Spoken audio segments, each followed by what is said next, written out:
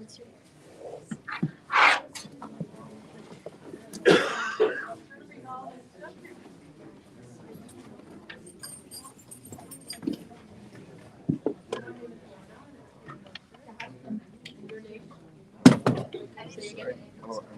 right back.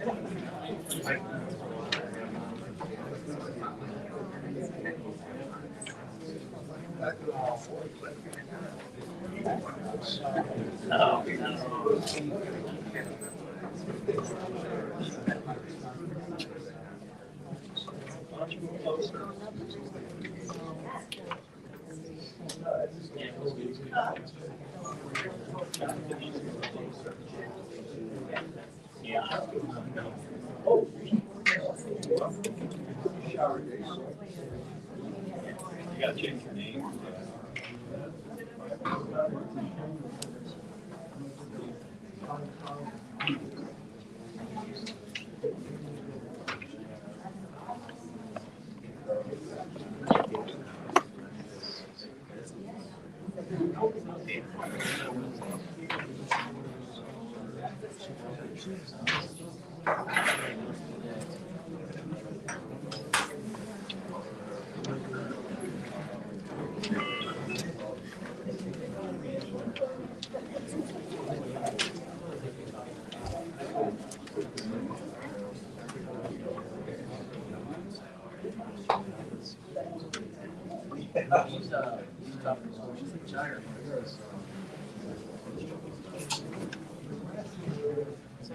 Yeah. Yeah.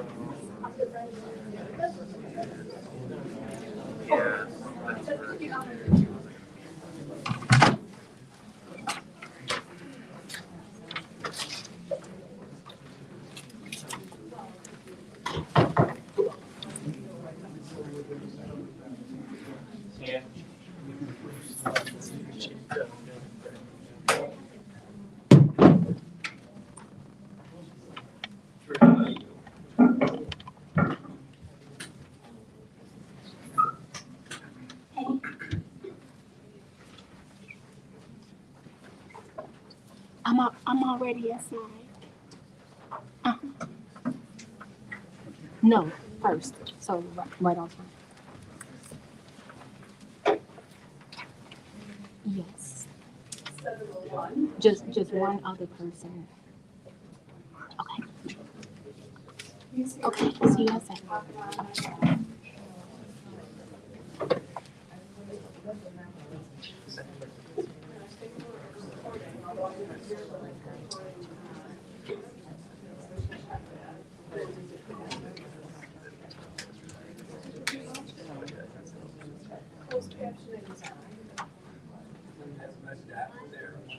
You are screen sharing. Says we're recording. What I went to do is look at it earlier. Oh, so it says pause. Yes.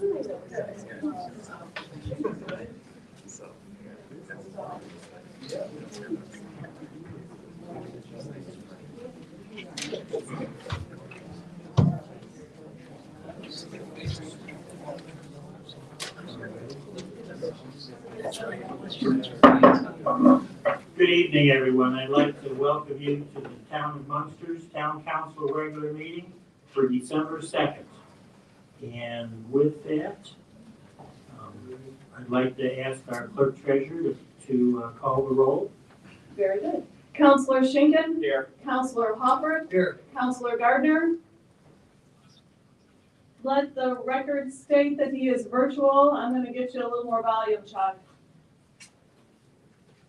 Counselor Peterson. Present. Counselor Nellens. Present. What do you do? With that, I'd like to ask each of you to stand for a moment of silence, and then we'll follow by the pledge of allegiance.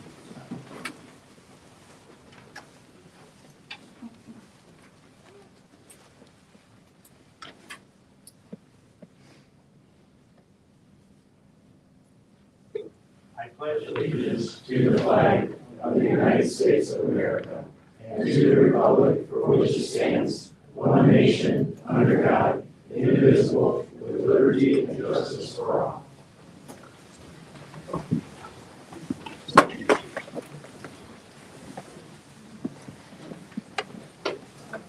The first item on the agenda is a public hearing regarding the water rate increase.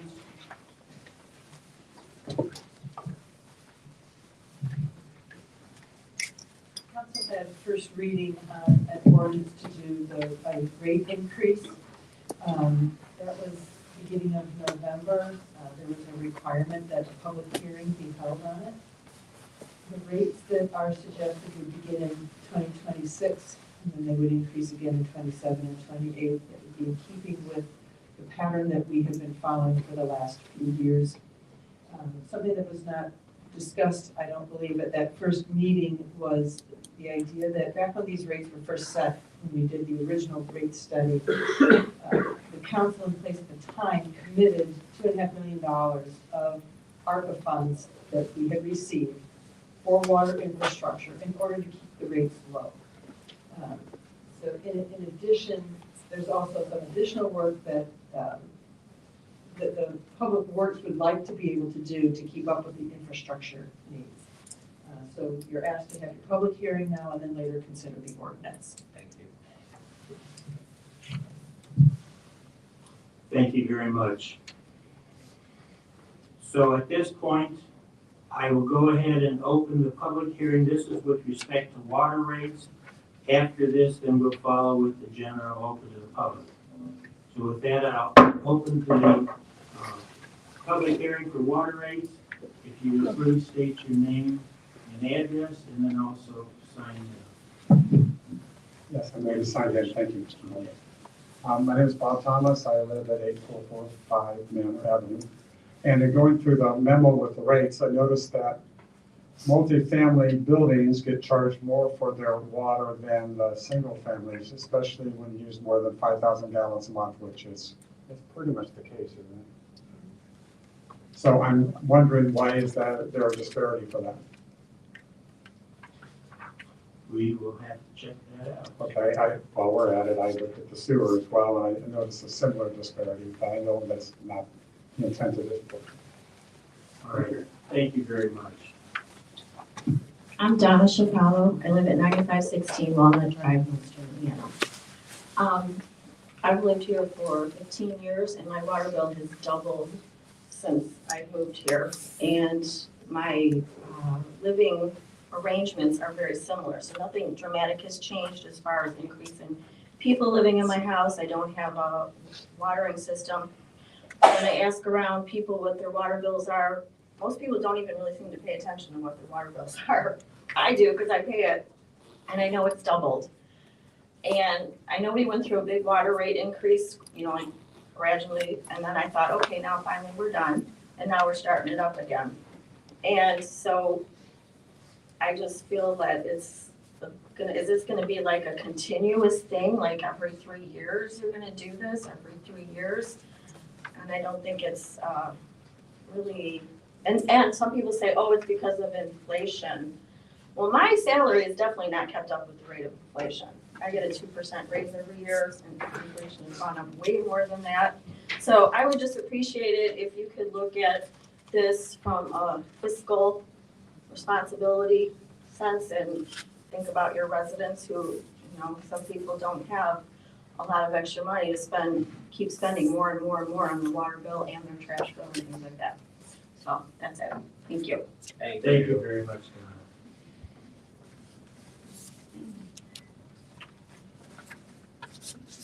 Is there anyone else that'd like to come forward for the open to the public on the water rates?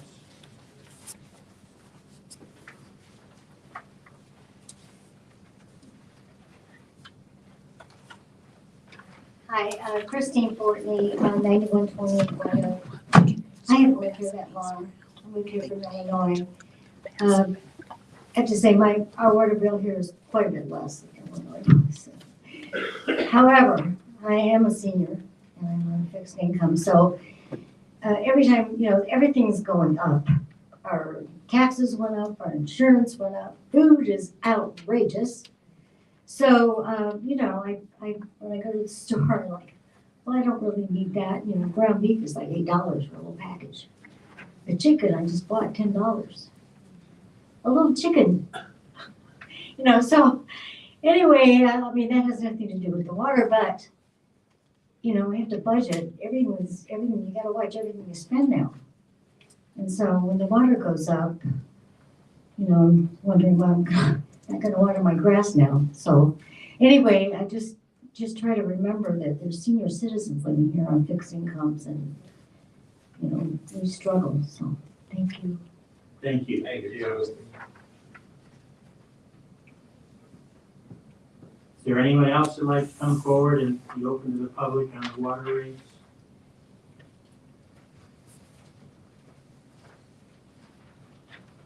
Seeing no one, I will go ahead and close the open to the public on the water rates, and that takes us up to the general open to the public session. All public comments are limited to 2 minutes with a total of 20 minutes allotted for the public comment section. All speakers must sign in on the public speaker sign-in sheet prior to speaking. We will not count your time against signing in. Please keep all comments civil, constructive, and related to public policy issues. At their discretion, council may allow public comment to extend past 20 minutes, but is not required to do so. All rules for the public comment are posted outside the main meeting room. So with that, I will open public comments for general.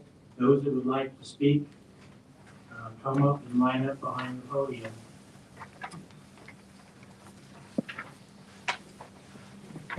Hi, my name is Bob Thomas. I live at 8445 Manor Avenue. One day I just forwarded to you a video of young school-age children playing on the tracks along Manon Track. And I hope you forward it to the other councilman. Will do. And the issue is still that we need a fence. And for the safety of our children, and I brought some of my crew here today, and more crew back here. We're still concerned, and it's not just the safety of the children from the condo, but also from along the street. And the video I sent is showing some children who do not live in the condo. So please reconsider that. I believe it doesn't cost all that much, but we have the same issue with most of the residents are retired on fixed income, and we can't afford a special assessment to put up a fence. Thank you. Thank you. Thank you. Good evening. I have some flyers I'd like to share with you guys, if that's okay. Sure, but if you'd state your name and address first. My name is Cara Wilson. Right now, I'm a resident of Dalton. I have a business in in Munster. It's Howard Intervention Center. It's stationed above, the address is 630 45th Street. Okay, but the reason I'm here this evening is because of concern of a recent hire that you guys just made. Officer Ryan A. Perez is a serial killer. This officer, in less than 10 years, had 4 fatalities. In less than 7 years, actually. The last 3, I don't think there's been a fatality, but there has been a non-fatal shooting. So this officer has been involved in 5 different incidents coming out of the city of Dalton, Illinois. Unfortunately, my daughter was one of his victims. I have concern about this because I am originally from Indiana. I am a Hoosier. My granddaughter goes to school here in Munster. My brothers, my mom, my cousins, they're all here in Indiana.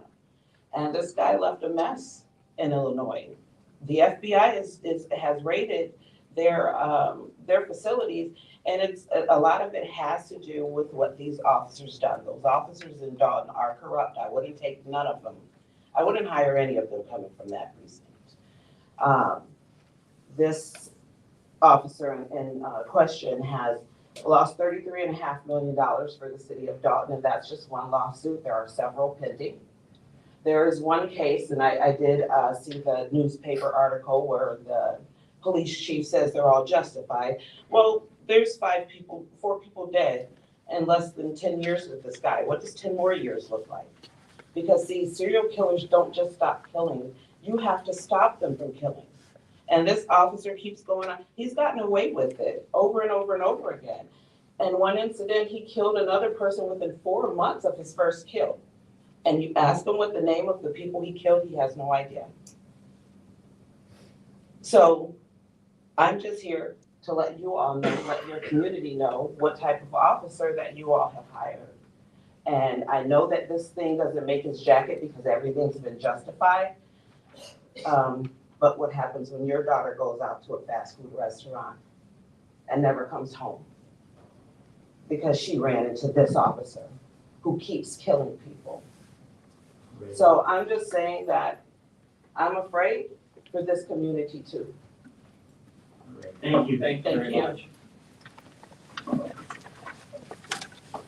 Hello, everybody. My name is Terrence Rogers. I live at 17560 Washington Avenue in Homewood, Illinois. I am also here for Cara Wilson's daughter, my niece, Alexis Wilson. I used to live here. I used to live in Hannah.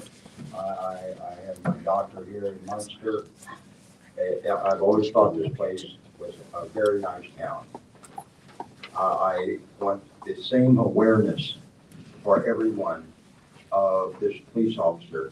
If you knew my niece, if you saw this girl, she was a 19-year-old. Just beautiful. She wasn't bad. She didn't run around. She was a beautiful girl getting ready to go to Prairie State. My heart is sick, and there's so many people out there. She said killing people.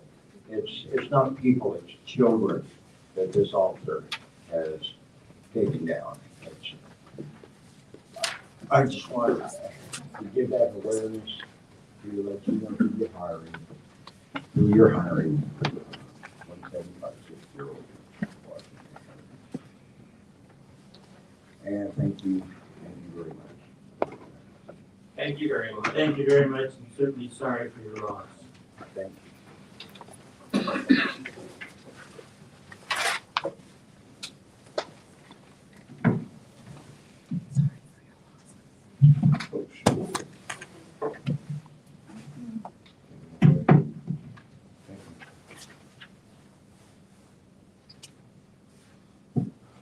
My name is Rabbi Michael Joseph, human rights activist in Chicago. I'm here with the family of Alexis Wilson and her supporters. I'm here to respond to the most recent knowledge of what we call disturbing, that this town has hired a serial killer to work with residents and human beings, particularly people who look like me. You're in danger. They look like me. Today, Southtown released an article, it's online, and gave some concerning notes that I found very disturbing. It says that this officer was involved with traumatic incidents. This is a reporter to write this. To be exact, 5 incidents.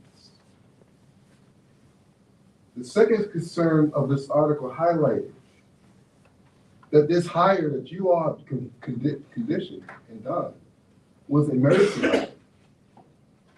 I don't think the residents of Munster should have just a pop-up hire. I think it should be a thorough investigation of people who have a gun in this community and patrolling, and should have some decency in it. The record is that's becoming what should be a high standard. Does the residents of Munster know that they have a serial killer that patrols their streets? Does black residents know the Officer Perez murdered Alexis Wilson that looks like them? Does the black women of this community know that Officer Perez punched Alexis in the face? The video shows that. And then he shot and murdered. So if you have a boyfriend that's a young man, you have a killer that with a badge that punched this young lady in the face, and they hired him. Congratulations. I'm sorry, but the time is up. Does the city of Munster know that this conduct should not be the coming Sir, I'm of sorry. someone with a badge? The time is up. I'm sorry. Say her name. Alexis Wilson. Say her name. Alexis Wilson. Say her name. Alexis Wilson. Say her name. Alexis Wilson. Say her name. Alexis Wilson. No justice, no peace. No killer police. I got you. Okay. 2 minutes. Yeah, it took how long to murder her? Seconds. Okay. I'm gonna have to ask you to leave. I'll leave you. That's no problem. I think that's what it is. Good evening. My name is Nicole Anderson. I'm a resident of Munster at 10217 New Devon. And while I do not have personal knowledge of the victim that was spoken of earlier, I do have an interest in this matter, if for no other reason than just to understand more. We started this meeting talking about increasing water expenses, but in addition to the humanitarian aspect of this, there's a financial consideration that I think we owe ourselves to consider. Dalton incurred a $33 million award because of this officer. They only had insurance for $11 million, approximately. That leaves $22 million to be had by the residents. And for every year that it goes unpaid, there is $2 million in interest that will incur. In addition to that, we should consider insurance exposure. If we have to defend an officer, will we be insurable? And if so, at what cost? Will insurance go up? Will deductibles raise? Will we be insurable at all? And then there's the public safety aspect. We look to our officers to serve and protect. And an officer that has this kind of noise around him is distracted. Both ways. Is he more hesitant to act? Is he more aggressive to act? We don't know. And so I'm not here to say what happened in the last 4 cases. I know there were 4 fatalities. I know some officers go an entire career without 1 fatality. And so if nothing more, it's worth looking at. It's worth understanding. And maybe there is an answer. But if we have another incident, we're going to be forced to answer these questions. And the residents here might be looking at a $22 million bill. I just ask for your consideration. All right. Thank you very much. Thank you.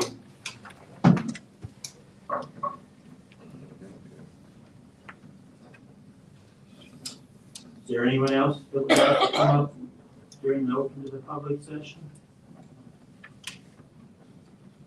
This is the open to the public session for general comments regarding the agenda. Anyone else would like to come forward? Seeing no one, I will close the open to the public session. And that takes us to the consent agenda. Make a motion to pass the consent agenda. Mr. President, I'm going to object to the treatment of Western Vendor invoice on the consent agenda.